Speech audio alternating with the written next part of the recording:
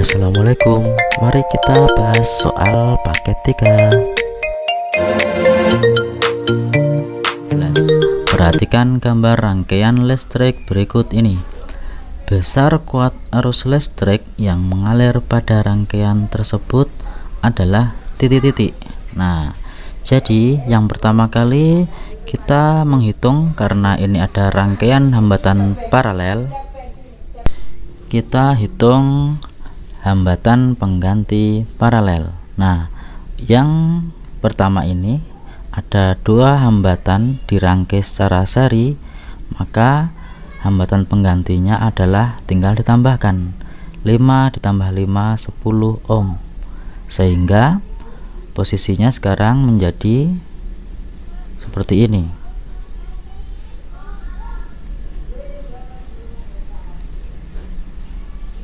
Yang atas 10 ohm, kemudian yang bawah 15 ohm, sehingga kita perlu mencari hambatan pengganti paralel dari dua hambatan ini. Jadi 1/Rp sama dengan 1/10 ditambah 1/15. Hasilnya sama dengan, kita samakan penyebut dari dua pecahan itu per 30. Ini 3/20, yang ini 2/30, sama dengan 5/30, sehingga kita peroleh Rp sama dengan 30/5. Hasilnya sama dengan 6 ohm. Nah, sekarang kita hitung kuat arus listrik yang mengalir. I sama dengan V/R, dengan V adalah 9 volt, sedangkan R yang kita peroleh tadi adalah 6 ohm, sehingga hasilnya sama dengan 1,5 ampere. Jawabannya adalah D. Soal nomor berikutnya, nomor 17. Soal ini sudah dibahas di video sebelumnya ya, tapi kita ulang kembali. Mari perhatikan gambar cara membuat magnet. Ini dengan elektromagnet.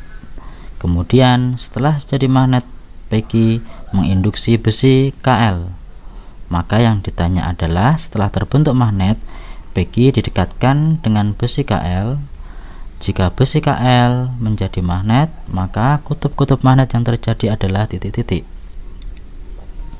Yang pertama, kita lihat di sini arus listrik ini mengalir pada lilitan ini mengarah ke sini ya, ke bawah, sehingga dapat kita peroleh ini ke bawah, berarti menunjukkan ke kutub utara sebelah sana.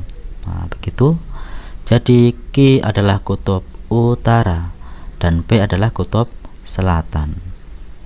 Utara, selatan. Karena Q menginduksi K, maka K menjadi kutub selatan, kutub yang berlawanan dengan kutub magnet penginduksinya. Kemudian L menjadi kutub utara. Atau lebih mudahnya, kalau ini SU maka ini juga SU, sehingga jawaban yang betul adalah D. Berikutnya soal nomor 18. Perhatikan beberapa fakta pada tumbuhan berikut. Fakta yang menunjukkan ciri berkembang biak adalah titik-titik. Yang pertama, kita cek kecambah memanjang akarnya, berarti ini tumbuh. Yang kedua, pohon pisang menghasilkan tunas, jadi ini berkembang biak dengan cara menghasilkan tunas. Yang ketiga, tumbuhan lumut berspora di daun, jadi ada spora, betul. Kemudian nomor 4, pohon mangga menghasilkan buah, jadi nanti di sini akan menghasilkan biji kemudian untuk berkembang biak, betul. Dan nomor 5, pohon jati menggugurkan daunnya, ini adalah menyesuaikan diri terhadap lingkungan atau iritabilitas, jadi salah nomor 5. Sehingga jawaban yang betul adalah C. Nomor 19. Perhatikan informasi berikut. Bintil akar kedelai. Kedelai merupakan salah satu tanaman jenis polong-polongan nih yang banyak dibudidayakan. Petani biasanya menanam kedelai setelah 2 kali menanam padi. Para petani sengaja melakukan pergiliran tanaman padi dan kedelai untuk menjaga kesuburan tanah. Pada bintil akar tanaman kedelai terdapat bakteri Rhizobium leguminosarum. Gambar proses terjadi pada bintil akar tanaman dapat diamati pada gambar berikut ini. Nah, ini bintil-bintil akarnya. Interaksi yang terjadi adalah simbiosis mutualisme. Nah, jadi jawabannya adalah A, di mana bakteri Rhizobium dan juga tanaman polong-polongan saling menerima keuntungan, di mana kedelai mendapatkan nitrogen yang diikat oleh Rhizobium dan bakteri mendapatkan habitat untuk hidupnya. Nomor 20. Sultan menemukan hewan dengan ciri-ciri sebagai berikut. 1. Tubuh terdiri dari kepala, dada, dan perut. 2. Memiliki kaki berbuku-buku. 3. Memiliki sepasang antena. 4. Memiliki 2 pasang sayap. Dan 5. Memiliki 3 pasang kaki. Hewan yang memiliki kekerabatan paling dekat dengan hewan yang diamati Sultan adalah titik-titik. Nah, jadi ciri ini adalah menunjukkan kelompok dari hewan apa? Nah, jadi ini adalah insekta. Yang mana insekta itu? Nah, cirinya kita lihat, ini kakinya banyak ya, kakinya banyak. Kemudian yang ini 3 pasang. Oke, betul, ini 3 pasang. Ini insekta. Sedangkan yang ini 4 pasang, ini adalah arachnida. Oke, kemudian yang ini 5 pasang. Ini 5 kakinya, ini adalah krustase. Sedangkan yang ini adalah tadi Myriapoda. Begitu soal nomor 20. Kemudian nomor 21, perhatikan data nama-nama alat gerak pada manusia berikut. Nah, ada macam-macam tulang nih, tulang lengan atas, tulang paha, gelang bahu, tulang lengan bawah, gelang pinggul, tulang kering. Nah, secara berturut-turut sendi engsel dan sendi peluru dapat dibentuk dari hubungan antara tulang yang bernomor titik-titik.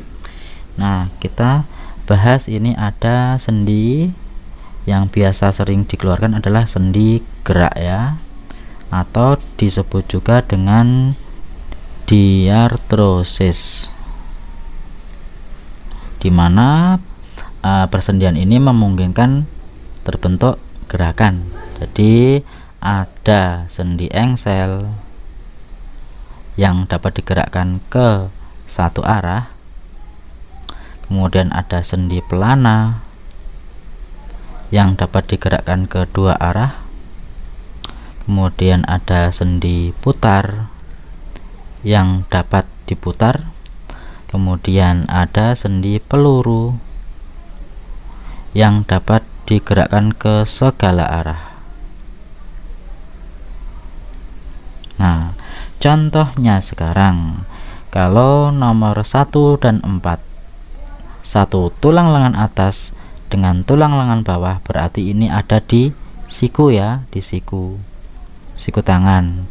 Nah, ini memungkinkan gerakan ke satu arah saja, satu arah. Berarti ini adalah sendi engsel. Oke, betul ini. Kemudian yang berikutnya, sendi peluru. Apakah benar 2 dan 5 sendi peluru? Tulang paha dengan tulang gelang pinggul. Nah, jadi ada di pinggul ya. Ini adalah sendi peluru. Jadi contoh sendi peluru yang bisa digerakkan ke segala arah adalah antara tulang paha dengan tulang gelang pinggul yang ini, dan juga antara tulang lengan atas pada tangan dengan tulang gelang bahu. Nah, jadi A jawaban yang betul.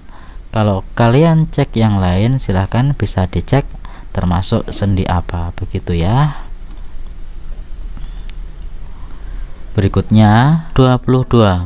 Perhatikan gambar berikut. Ada gambar bahan makanan, ada ikan di sini, kemudian ada gambar sistem pencernaan pada manusia.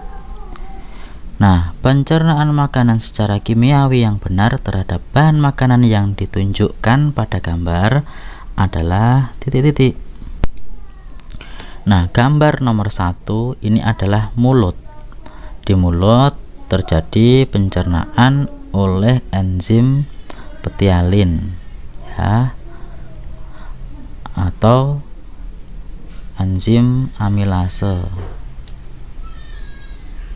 yang mengubah amilum menjadi maltosa. Oke, kemudian di nomor 2 di lambung ini terjadi pencernaan protein. Di lambung ada enzim PR, pepsin dan renin. Nah, pepsin mengubah protein menjadi pepton, sedangkan renin ini adalah atau menggumpalkan protein susu. Oke, kemudian nomor 3 di usus halus ini terjadi pencernaan kimiawi karena ada enzim yang dihasilkan dari pankreas. Pankreas mengeluarkan enzim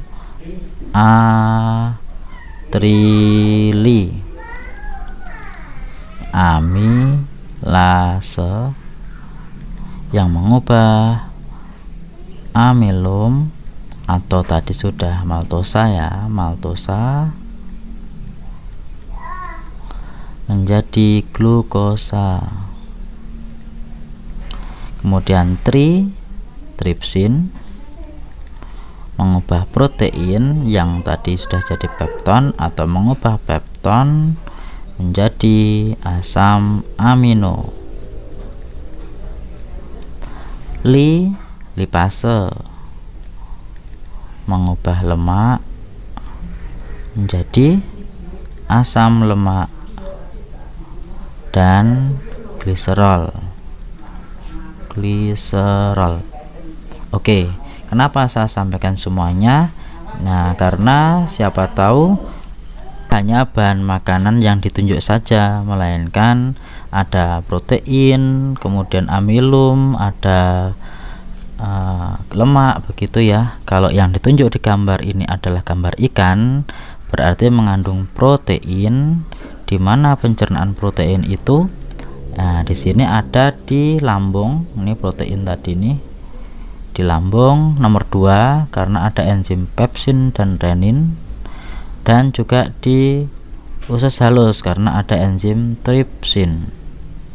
Oke, kita cek jawaban yang ada di kotak. Nah, terjadi pada organ apa tadi? Kalau organ 2 di sini adalah PR, pepsin sama renin. Kalau ini amilase berarti salah. Kalau di 3 ada tripsin, betul. Jadi jawabannya adalah C. Selanjutnya nomor 23. Perhatikan gambar jantung. Nah, gambar yang ditunjuk P adalah ruang jantung bagian apa ini? Nah, kalian harus ingat kalau pembagian ruang jantung ada 4, yang atas adalah serambi, yang bawah adalah bilik. Nah, serambi yang sini ada serambi kanan, yang ini serambi kiri. Ini bilik kanan, ini bilik kiri. Nah, ingatnya seperti itu, sasi babi. Oke. Nah, di bagian serambi ini dindingnya tipis, sedangkan di bagian bilik ini dindingnya tebal. Kenapa dindingnya tebal di bagian bilik? Karena darah keluar dari jantung dipompa dari bagian bilik, karena yang berkontraksi adalah bagian bilik ya. Jadi dari bilik kiri keluar menuju ke seluruh tubuh. Jadi dari bilik kiri, ingat yang sebelah kiri itu kaya akan oksigen, yang bagian kanan itu kaya CO2, begitu. Nah, darah itu dipompa dari bilik kiri ke seluruh tubuh ya, oleh arteri, dimana darah kaya O2, kayak O2 di sini. Nah, kemudian di seluruh tubuh oksigen dipakai untuk oksidasi pembakaran sehingga menghasilkan karbon dioksida dan energi nih. Nah, kemudian karena mengandung CO2 yang harus dikeluarkan, maka ini diedarkan lagi menuju ke jantung lagi. Nah, masuknya ke serambi kanan oleh vena. Jadi pembuluh darah yang menuju ke jantung namanya vena. Nah, di sini di serambi kanan terkumpul darah kaya CO2.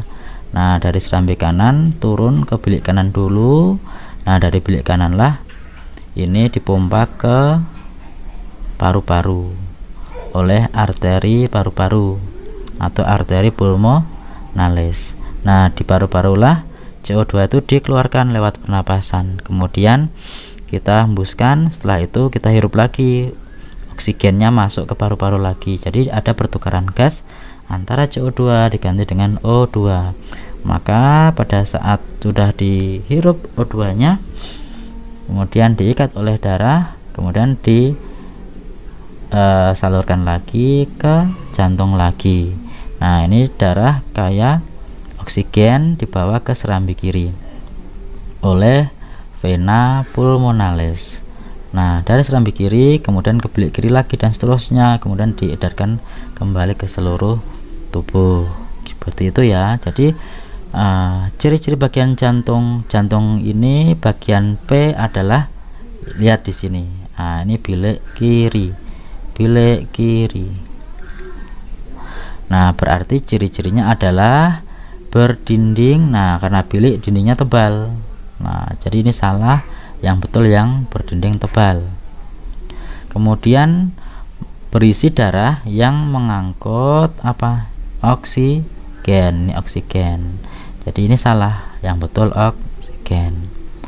Nah, ini dari bilik kiri memompa darah ke seluruh tubuh.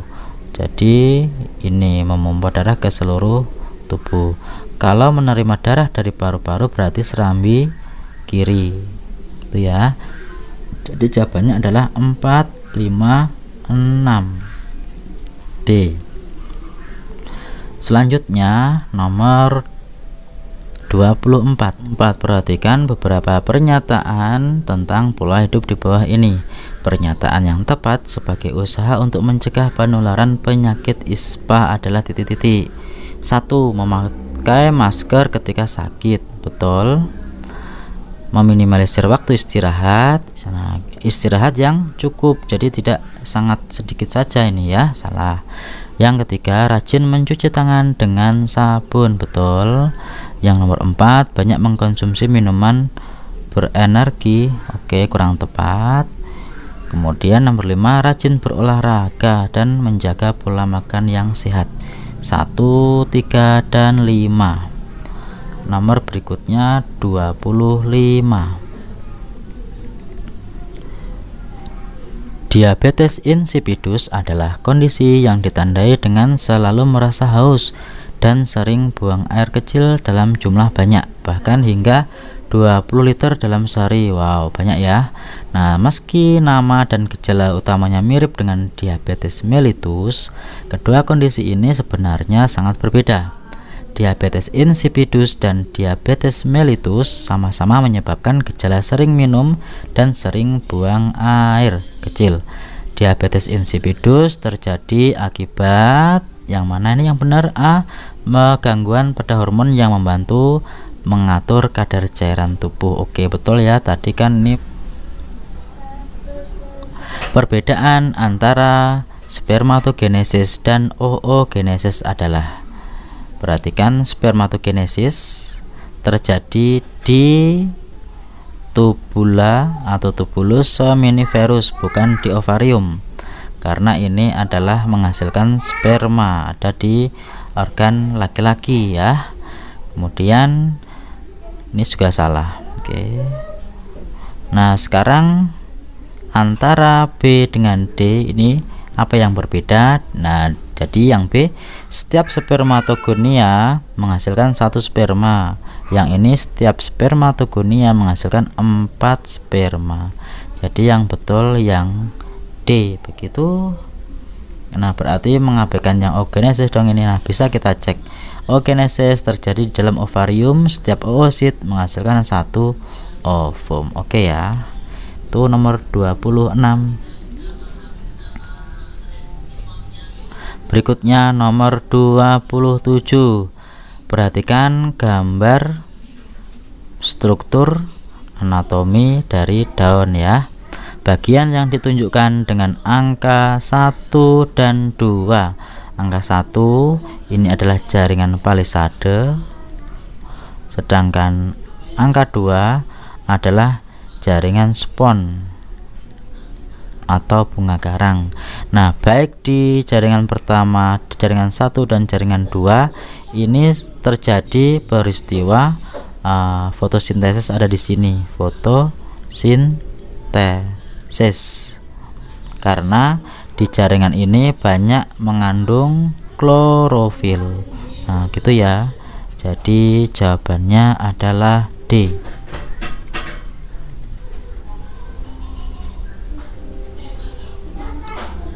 28. Pada proses fotosintesis yang terjadi dalam tanaman Hydrilla verticillata, terjadi reaksi kimia antara air dan CO2 dibantu oleh cahaya matahari yang diserap oleh klorofil. Perhatikan gambar Ingenhousz di bawah ini. Jika tabung X diletakkan di bawah sinar matahari dan tabung Y diletakkan di tempat yang gelap, tidak ada cahaya, berarti hasil pengamatan jumlah gelembung gas yang muncul di tabung B. Nah, ini tabung B ya, ini tabung B. Jadi ini ada tabung reaksi yang semula berisi air, kemudian karena diletakkan di bawah cahaya, maka ini akan mengalami fotosintesis dengan dibuktikan ada gelembung gas kemudian naik dan terkumpul di tabung B bagian atas di sini. Ini menunjukkan adanya gas. Gas apa? Gas oksigen ya. Hasil fotosintesis yang ditunjukkan dengan grafik berikut ini. Nah, di tabung B yang X itu lebih tinggi nih grafiknya, lebih tinggi ya. Sedangkan yang di tabung B pada Y itu hanya sedikit gelembung yang dihasilkan. Nah, berarti ini menunjukkan bahwa fotosintesis itu ada di bawah cahaya matahari, itu oksigen yang dihasilkan lebih banyak. Berarti intensitas cahaya ini mempengaruhi hasil fotosintesis, yaitu gas oksigen ya. Jadi jawabannya adalah B. Bunga kamboja warna merah bentuk halus M besar H kecil disilangkan dengan bunga kamboja warna putih bentuk halus M besar H kecil bersifat intermediate. Nah, keturunan yang dihasilkan F1 dari persilangan tersebut adalah titik-titik. Nah, kita tuliskan P1 nya M besar H kecil disilangkan dengan M kecil H kecil H kecil. Ini gametnya M besar H kecil, sedangkan yang ini M kecil H kecil. Jadi hanya satu macam gamet ini. Nah, sehingga F1 nya diperoleh M besar M kecil H kecil H kecil. Nah, karena M besar tadi merah sedangkan M kecil adalah putih, berarti karena bersifat intermediate, maka kalau M besar M kecil perpaduan antara merah dan putih, yaitu merah muda. Sedangkan yang ini H kecil adalah halus, maka H kecil ini adalah H halus. Jadi diperoleh 100% bunga kamboja warna merah muda, bentuknya halus. Jawaban yang betul adalah C. Nomor berikutnya terakhir, nomor 30. Perhatikan cuplikan artikel di bawah ini. Silakan dibaca deh ini. Dibaca artikelnya. Oke. Kemudian pertanyaannya kita lihat. Berikut ini pernyataan yang berkaitan dengan bioteknologi di atas. Pernyataan yang sesuai dengan artikel di atas ditunjukkan oleh nomor titik-titik. 1. Proses pembuatan tape ketan memerlukan ragi dan tidak memerlukan oksigen. Betul. Nomor 1 betul. Kemudian nomor 2, ragi adalah spora atau bibit bakteri yang mengubah karbohidrat menjadi gula. Kalian lihat di sini, ragi itu bibit jamur ya, bibit jamur bukan bakteri. Oke, salah. Kemudian nomor 3, proses fermentasi pada pembuatan tape harus tertutup atau tidak boleh terkontaminasi dengan udara luar. Betul. Yang keempat, pembuatan tape memerlukan kecermatan dan kebersihan yang tinggi. Oke, betul ya, di sini ada di paragraf ini lah. Nah, gitu. Sehingga jawabannya yang betul adalah 1 betul, 3 betul dan 4 betul, C.